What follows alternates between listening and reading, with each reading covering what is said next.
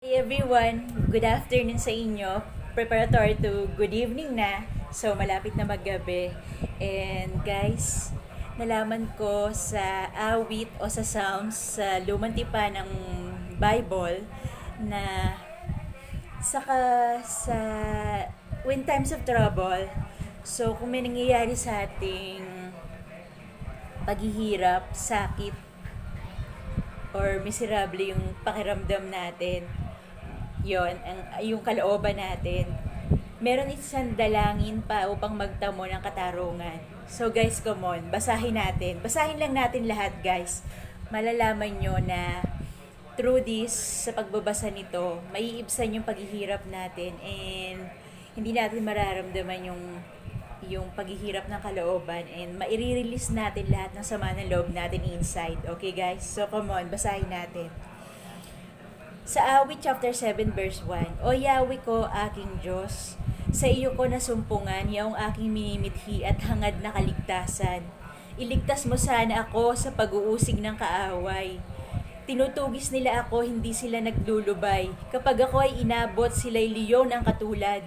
Tatangayin nila ako, sa malayo itatakas. At kung ito ay mangyari, pihong walang magliligtas. Dudurugin nila ako, lulurayin na walang habag.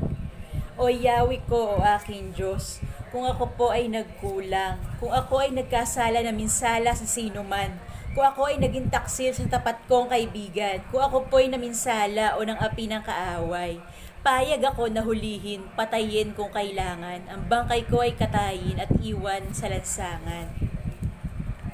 Oy, pero wala siyang kasalanan, guys. Ito si David. Ito ang awit niya noon. Nung hinahabol siya ni King Saul, nung nagtago siya para patayin dahil naiinggit sa kanya si King Saul.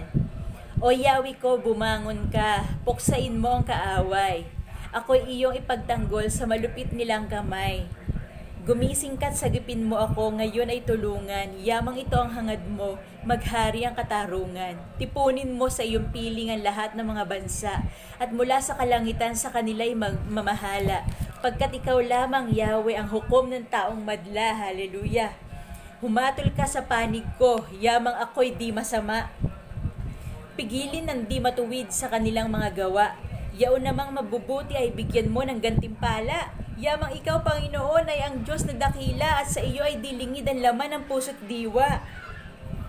Ikaw rin po, Panginoon, ang sa akin nag-iingat. Ang lahat ng masunurin sa iyo ay naliligtas. Ikaw ang Diyos na matuwid, isang hukom na matapat.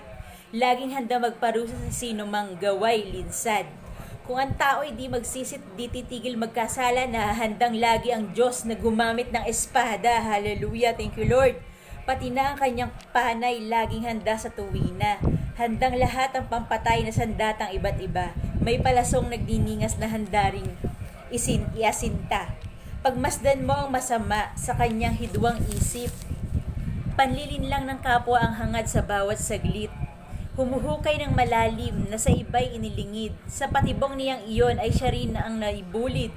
Siya na rin ang may likha sa parusang dinarana sa sariling karahasan. Siya ngayon naghihirap. Thank you God to be fair with us. Maging makatarungan po kayo sa amin. Wala po kaming kasalanan. Panalangin upang tulungan. Come on guys, basahin natin ito. O Yahweh, according to Awit chapter 10. O Yahweh, Panginoon, bakit ako nilayuan sa panahon ng bagabag? Bakit nagtatago ikaw?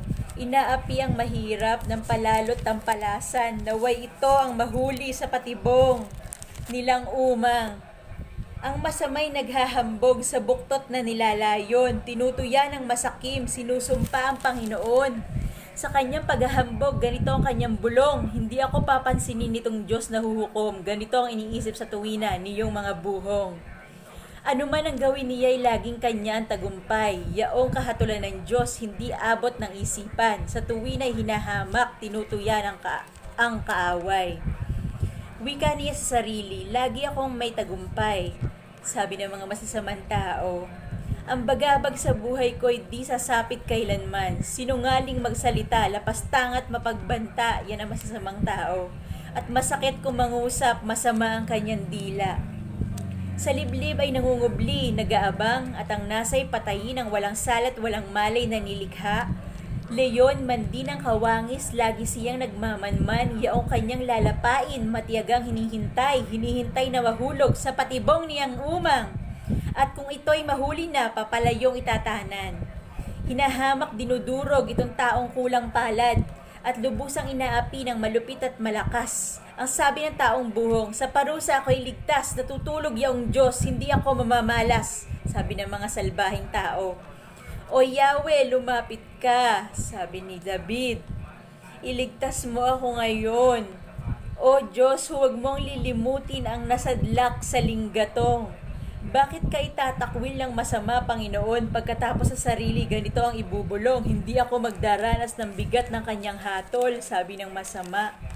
Kita mo, ang nalulungkot pati na ang nagdurusa, ika'y laging nakahanda sa pagtulong sa kanila. Ang wala nang maasahan ay sa iyo nagpupunta pagkat di ka nagkakait ng tulong mo sa kanila, sabi ni David. Yaong mga masasama ay alisan mo ng lakas. Sa kanilang kasamaan, parusahan silang lahat.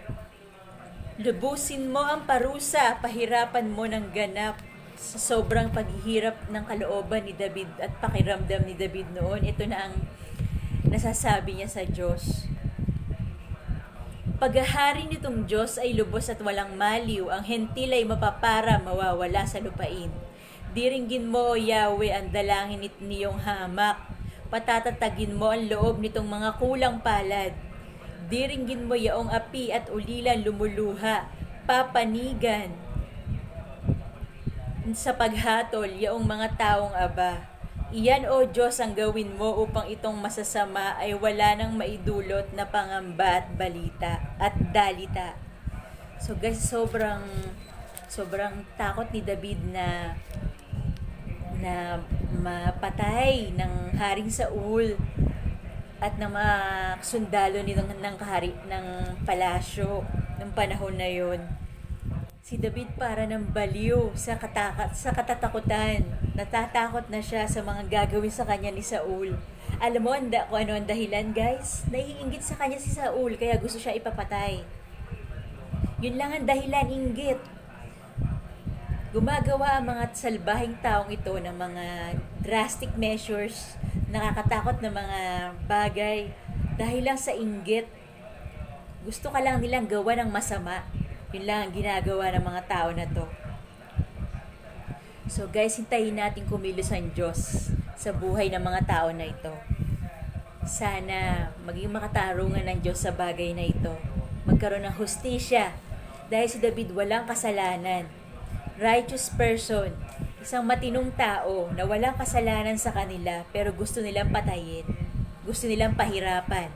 Gusto nilang saktan. So sana matutunan natin, guys, na nandiyan ang Panginoong Diyos para humingi tayo ng tulong at ng solusyon sa problema natin.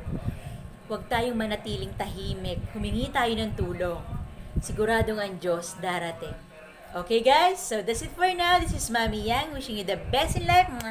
And salamat po sa panonood nyo sa YouTube vlog ko, sa YouTube channel ko, Sagro Air and Rogas Palmaria channel, and my Bible study channel na Ria Palma Rogas. So that's it. Bye for now. See you next time. Bye everyone. Happy viewing. Mwah.